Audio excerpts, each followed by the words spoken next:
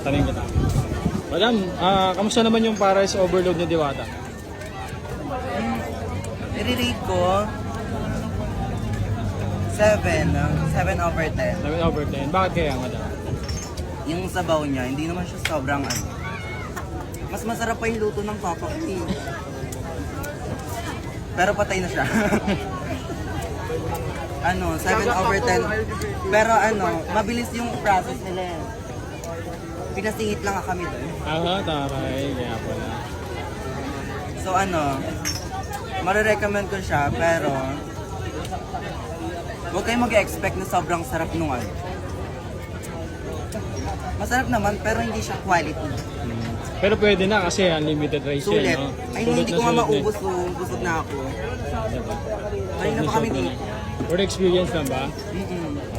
Okay. Sobrang dami niya, hindi siya nauubos.